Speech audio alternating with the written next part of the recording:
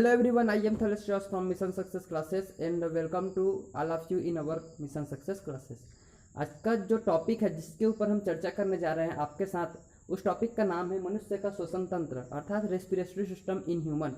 तो चलिए ज़्यादा समय न लेते हुए आज के क्लास को स्टार्ट करेंगे, परंतु उससे पहले मैं यह कहना चाहूँगा कि जो लोग ACF की तैयारी कर रहे हैं, मेंस की तैयारी कर रहे हैं, PMT की तैयारी कर रहे हैं, नीट की तैयारी कर रहे हैं या अदर कॉम्पिटिटिव एग्जाम्स जिसमें उनके सिलेबस में बायोलॉजी या फिजिक्स का पार्ट इंक्लूड है, वे हमारे चैनल्स को प्रतिदिन एवरीडे क्या करें, व्यूज़ करें और उसके थ्रू क्या करें, वे अपना अध्ययन करें। इसके सहायता से हम आपको 100% एग्ज़ाम सफल होने के लिए क्या करेंगे, हेल्प करेंगे।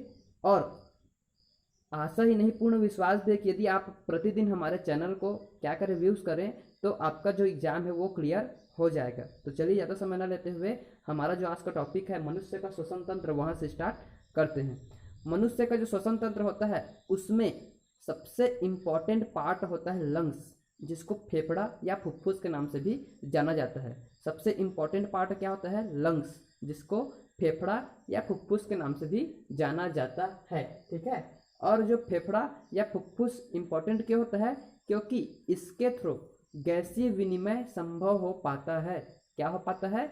जो फुफ्फुस या लंग्स या फेफड़ा रहता है, इसके थ्रू ही गैसीय विनिमय संभव हो पाता है। इसीलिए इसे फुफ्फुसीय श्वसन के नाम से भी जाना जाता है। याद रखिएगा कि क्या नाम से जाना जाता है? फुफ्फुसीय श्वसन के नाम से भी जाना जाता है। ठीक है।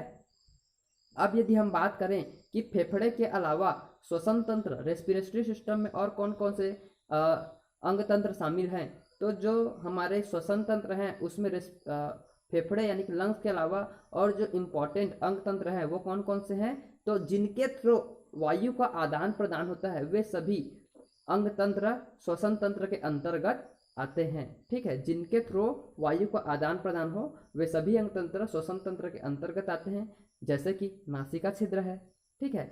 इसके अलावा स्वर यंत्र है, श्वास नली है और उसके अलावा फेफड़ा है। ये सभी क्या होते हैं?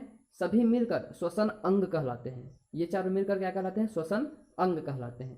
तो चलिए शुरुआत करते हैं आज का हमारा टॉपिक मनुष्य के श्वसन तंत्र के जो अंग हैं एक एक को डील से देखने के लिए। ठीक है। तो शुरुआत होता है मनुष्य के श्वसन तंत्र के प्रमुख अंगों के साथ में, जिसमें सबसे प्रथम अंग आता है हमारा नासिका। सबसे प्रथम अंग क्या आता है? नासिका। तो शुरुआत होता है नासिका से। ठीक है। नासिका के बारे में क्या जानकारी प्राप्त होती है कि यह जो नासिका है आप लोगों को पहले से ज्ञात है, फिर भी मैं बता दे रहा हूँ। नासिका के बारे में लगभग सभी लोग सामान्य तौर पर जानकारी रखते हैं कि जो नासिका है वो हमारे मुख द्वार के ठीक ऊपर होता है। नासिका कहाँ होता है? मुख द्वार के ठीक ऊपर होता है। इसके अलावा जो नासिका है इसके बाहरी भाग को यदि हम देखें तो बाहरी भाग में लगभग 2 गोलाकार क्या होते हैं? नासिका छिद्र होते हैं। बाहरी भाग में 2 गोलाकार नासिका छिद्र होते हैं और ये जो नासिका छिद्र हैं अंदर में जाकर नासिका चेम्बर्स में खुलते हैं। ठीक है। और जो नासिका चेम्बर्स हैं वे एक ऊंचे दंडवत, लंबवत और क्या होते हैं? नासा पट्टिका के बने होते हैं। अस्थि का जो नासा पट्टिका होता है उसके थ्रो दोनों नासिका चेम्बर्स जो हैं अलग अलग होते हैं। एक ऊंचा लंबवत जो अस्थि का नासा पट्टिका होता है उसके थ्रू दोनों नासिका चेम्बर्स अलग अलग होते हैं। ठीक है।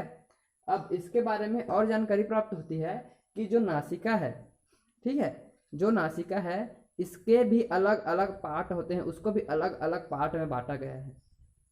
इसका जो प्रथम भाग होता है अर्थात अग्रभाग, वह सबसे छोटा भाग होता है और इसको किस नाम से जाना जाता है? तो इसको प्रगाढ़ या प्रकोष्ठ के नाम से जाना जाता है। अग्रभाग या छोटा भाग प्रगाढ़ कहलाता है। ठीक है।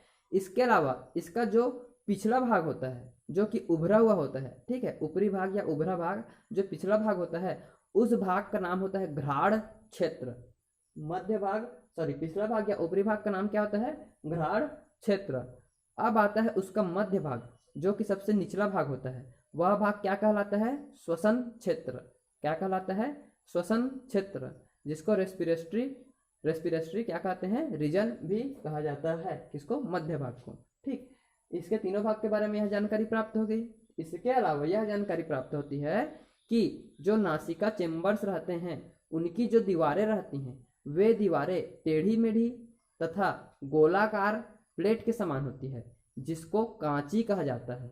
अर्थात नासिका चेम्बर्स की जो दीवार है वो टेढ़ी मेढ़ी भी होती हैं, प्लस गोलाकार प्लेट के समान होती हैं, और इसको किस नाम से जाना जाता है, तो कांची के नाम से जाना जाता है। यह हो गया। अब यह भी जानकारी प्राप्त होती है नासिका में कि नासिका में क्या होता है, महीन म्यूकस मेम्ब्रेन का स्त्राव रहता है, स्तर रहता है। ठीक है, महीन म्यूकस मेम्ब्रेन का स्तर रहता है किसमें, नासिका में, जो कि म्यूकस का स्त्राव करता है। ठीक है, म्यूकस का स्त्राव करता है, यह जानकारी प्राप्त होती है। ठीक, और घ्राण क्षेत्र के बारे में यह जानकारी प्राप्त होती है कि जो घ्राण क्षेत्र होता है इसके थ्रू मनुष्य में सूंघने की क्षमता होती है। घ्राण क्षेत्र के थ्रू ही मनुष्य सूंघ पाता है किसी भी चीज को, जिस प्रकार से अन्य पशु पक्षी जो है क्या करते हैं, किसी भी चीज को सूंघ सकते हैं। फॉर एग्जाम्पल डॉग क्या करता है, सूंघ कर ही किसी चीज को पता लगा पाता है। ठीक उसी प्रकार से मनुष्य में भी सूंघने की क्षमता होती है, किंतु इसमें जो सूंघने की क्षमता होती है वह अन्य जो निम्न स्तनधारी जीव हैं उनकी अपेक्षा कम होती है। ठीक है, मतलब सूंघने की क्षमता अन्य निम्न स्तनधारी जीवों की अपेक्षा कम होती है। और ऐसा क्यों होता है, क्योंकि इसका जो घ्राण क्षेत्र होता है वह अत्यंत सूक्ष्म होता है। अन्य निम्न स्तनधारियों की अपेक्षा इसका जो घ्राण क्षेत्र है वह अत्यंत सूक्ष्म होता है, फलस्वरूप इसमें सूंघने की क्षमता अन्य निम्न स्तनधारियों की अपेक्षा कम होती है। ऑलराइट, ये समझ में आ गया होगा। अब इसके बाद इसके बारे में यह जानकारी प्राप्त होती है, टेढ़ी मेढ़ी हो गई इसलिए कांच क्या होते हैं इसको, और महीन म्यूकस के बारे में भी जानकारी प्राप्त हो गई। परंतु मैंने आपको यह नहीं बताया कि नासिका खुलता कहाँ है। तो जो नासिका है वो कहाँ खुलता है, तो नासिका खुलता है कंठ द्वार में। नासिका कहाँ जाकर खुलता है, कंठ द्वार में जाकर खुलता है। ठीक है, और जो ग्रसनी होती है वो कहाँ जाकर खुलती है, तो जो ग्रसनी होती है वह जाकर खुलती है स्वर यंत्र पर। ठीक है, याद रखिएगा, स्वर यंत्र पर ग्रसनी, जबकि नासिका कंठ द्वार पे जाकर खुलती है। यह हमारा नासिका है, यहाँ से दिख रहा है, जिसको नासा द्वार कहा गया है। यह कहाँ है, मुख गुहा के जस्ट ऊपर है। मुख गुहा ऊपर में है और नासिका कहाँ है, नासा द्वार जो है वो नासा द्वार उसके ऊपर है और मुख गुहा जस्ट नीचे में है। ठीक है, तो मैं क्या बोल रहा था, मुख गुहा के ठीक ऊपर, तो ये रहा मुख गुहा, और मुख गुहा के ऊपर में क्या है, नासा द्वार, जिसको किस नाम से रहता है, नासिका के नाम से भी जाना जाता है। ठीक, ये हो गया फर्स्ट।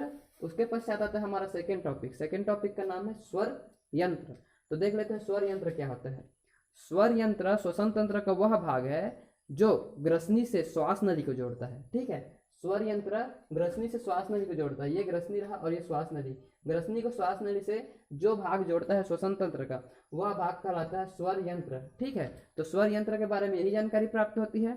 इसके अलावा यह जानकारी प्राप्त होती है कि जो स्वर यंत्र है उसका प्रमुख कार्य होता है ध्वनि उत्पादन करना। अर्थात हम जो बोल पा रहे हैं, हमारे शरीर से जो ध्वनि निकल रही है वो किसके थ्रू निकल रही है, स्वर यंत्र के कारण निकल रही है। स्वर यंत्र के थ्रू ही हम ध्वनि उत्पादित कर पाते हैं। और यदि इसके अन्य कामों के बारे में चर्चा करें तो इसके अन्य कामों के बारे में यह जानकारी प्राप्त होती है कि स्वर यंत्र के थ्रू ही हम खांसना, निगलना, श्वासोश्वास प्रक्रिया तथा श्वसन अंग का सुरक्षा, ये सभी प्रमुख कार्य स्वर यंत्र के अन्य कार्यों में आते हैं। ठीक है, अब स्वर यंत्र में क्या होता है, एपिग्लाटिस पाया जाता है स्वर यंत्र में। यह क्या काम करता है, तो जो एपिग्लाटिस है, जब हम किसी भी चीज को निगलते हैं तो निगलते हैं उस समय एपिग्लाटिस स्वतः ही बंद हो जाता है।